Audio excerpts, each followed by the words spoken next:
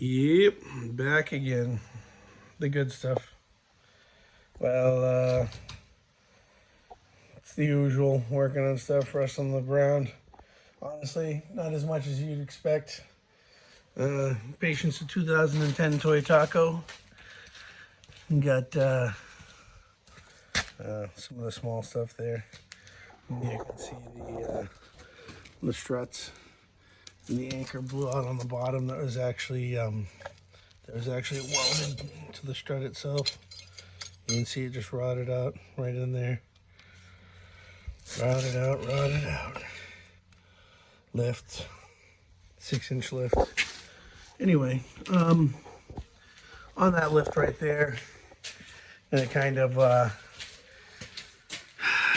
talk about lifts, not talk about lifts. You know, it's maybe a separate subject in and about itself. This lift, it wasn't done bad, but you know, I mean, obviously, a lot of us will go out and lift our trucks and spend, 10, 20 bucks. Some guys will spend, 10, 20,000 doing everything. And what this kit did was not the lowest dough kit, but, definitely, just to get it lifted, period. Throw a few bucks at it, get it lifted. And as you can see, get the extension tubes and the struts there, the extension anchors. That's low dough. Those are usually anywhere from, it's about 100 bucks for a pair, on different makes, models. Obviously on the back, you get lift blocks, maintained stock ride, obviously a lot easier. Lift blocks usually come with the crossover bolts, the U-bolts to attach the axle, and usually one if there's a helper, which they add, which this isn't. This is all stock. There's no helper or anything here to get the extra 3. It's all block. So you're maintaining stock ride quality. Not a fan. I don't care about stock ride quality. I want my damn truck to ride like a damn tank. I myself would do this all, probably 4 or 5 spring system, Ballard spring rebuilders.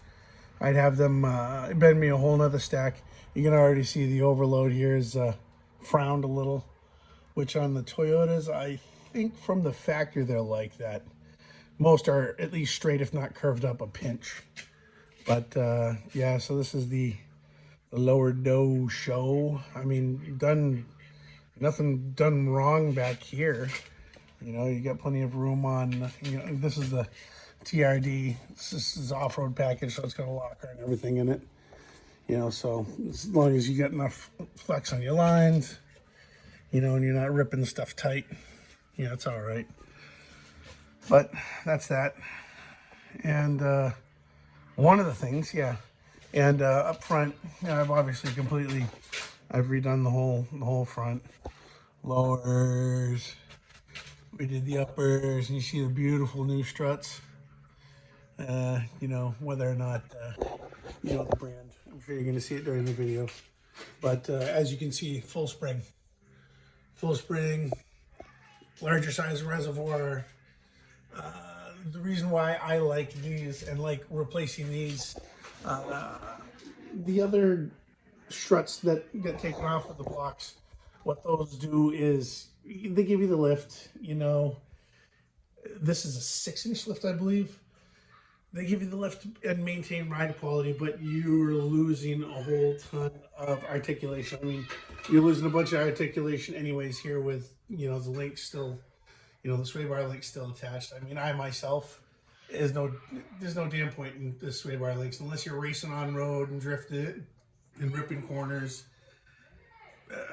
People, different camps on the sway bars. I myself don't give a damn. They could just rip them out and throw them away. Just another thing to rattle around, make noise and break and interfere with stuff. But this is definitely, customers spent the good money on these. It's not really sure the exact price on them. So, I want to say, I don't know, $350 in my head for somewhere. I don't know if that was a piece, which in my mind would make sense, but These ones have a larger reservoir. First of all, the body of the reservoir is larger, so that way your damping is going to be a lot better. It's going to be a lot more responsive. It's going to run a lot cooler because you've got a larger reservoir, larger fluid, larger damping inside of it. The spring, I know this manufacturer makes what's called a progressive spring. So it's going to maintain stock ride quality under a standard load, but as you compress, it's going to actually multiply and the spring's going to push back harder. So it progressively has a greater pushback, a greater load resistance the more it gets compressed. So, that's good for off-road. I mean, this thing, just kick the sway bar, I do some jumping. I mean, it doesn't have an external reservoir, but these are damn good struts. Things I do on this that, with a 6-inch, let me show you a couple more things here. But, if you look at, you can see kind of your upper ball joint angle is garbage. I would do, they have upper arms that you can buy that take this top piece here and flatten it out more so that your ball joint's operating at a straight angle. Instead, like this one where it's going up, your actual ball joint's going in and then the socket's at this angle. So it's almost like, almost a 90-degree angle. You can actually see it. Probably, realistically it's about 45, but your ball joint's not meant to operate in that range. I mean, it can, but consistent load, it's meant to run at pretty much a straight, a straight perpendicular angle, or, within 10 to 15 degrees, nominal movement. But that's one thing I would correct. They also make different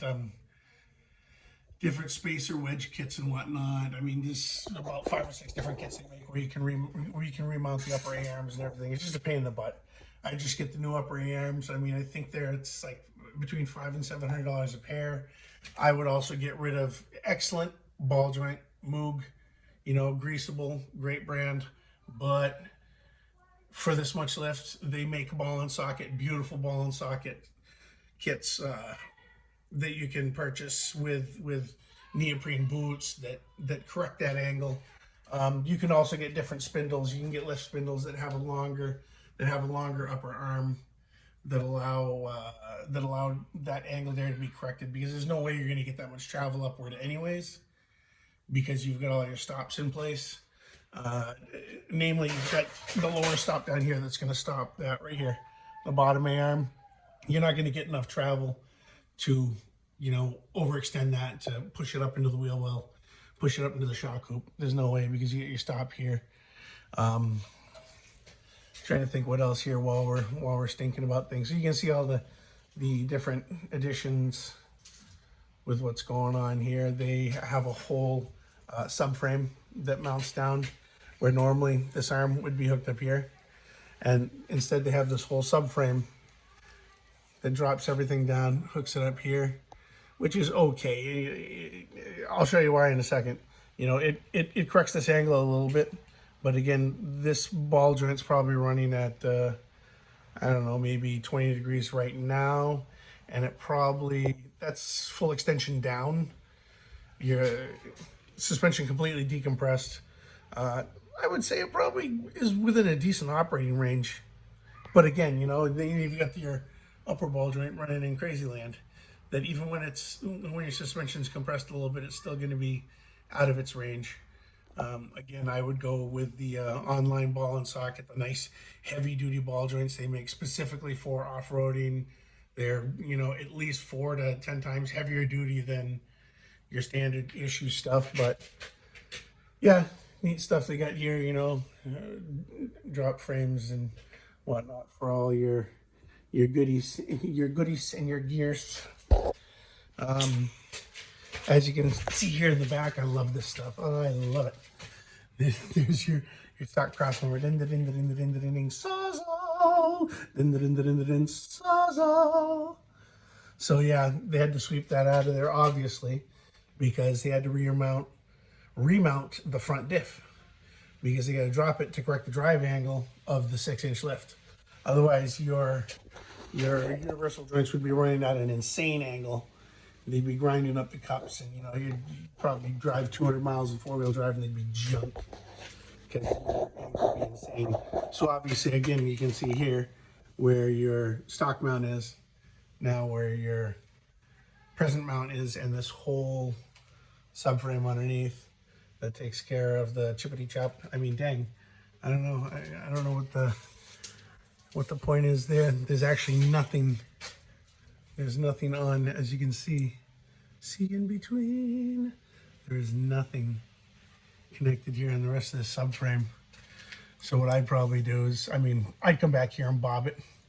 I'd bob it right at the seam, and then I would cap it, but I'd leave a weep underneath. We're actually going to talk about a little bit of rust here. Next video, I'm going to be pounding right on with this one, but I figured I'd go over the lift to begin with.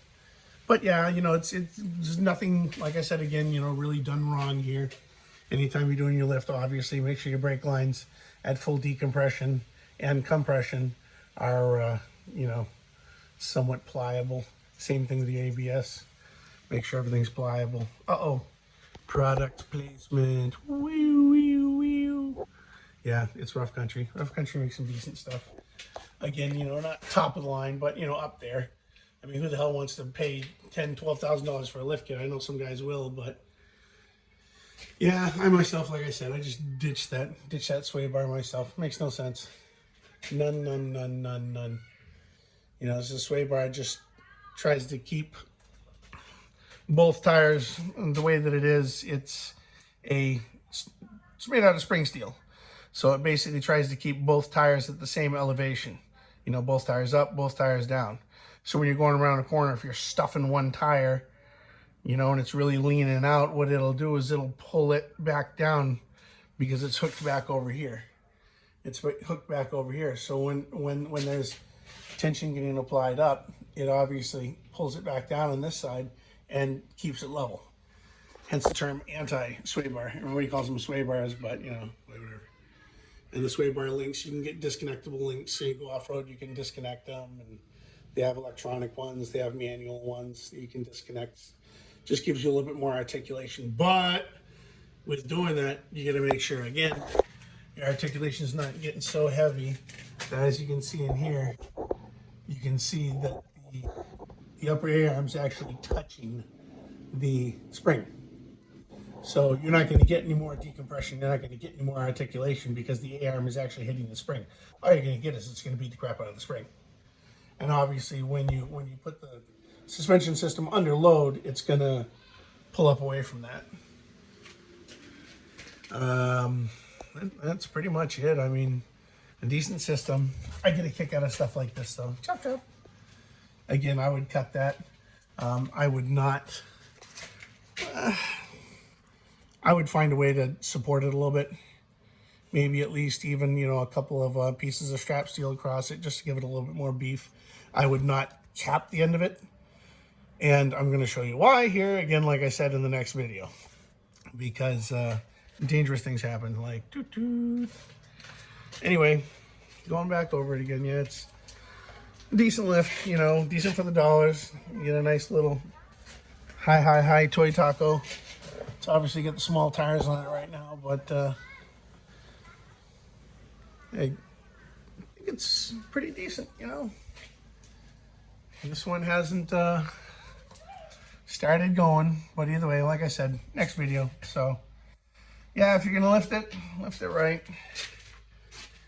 I would say spend the money and do it right and go big.